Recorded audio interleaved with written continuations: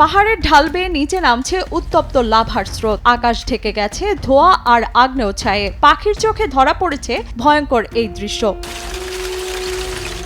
আবারও জেগে উঠেছে ইতালির সিসিলি দ্বীপের মাউন্ট এটনা।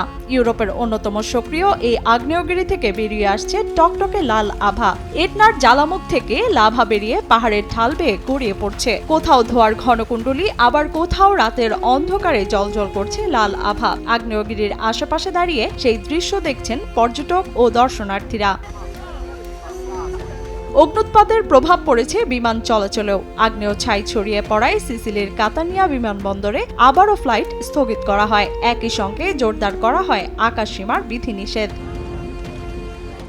সিসিলির প্রধান বিমান যোগাযোগের কেন্দ্র কাতানিয়া বিমানবন্দরে গ্রীষ্মের ছুটির মৌসুমে পর্যটকের চাপের মধ্যে আগ্নেয়গিরির অগ্নুৎপাতে নতুন করে তৈরি হয়েছে ভ্রমণ ভোগান্তি। গত সপ্তাহ থেকে পূর্ব সিসিলিতে মাউন্ট এটনার অগ্নুৎপাতের প্রভাব অনুভূত হয়। আগ্নেয়গিরির কার্যক্রম বেড়ে যাওয়ার পাশাপাশি বাতাসের গতিপথ পরিবর্তিত হওয়ায় বিস্তীর্ণ এলাকায় ছড়িয়ে পড়েছে আগ্নেয় ছাই।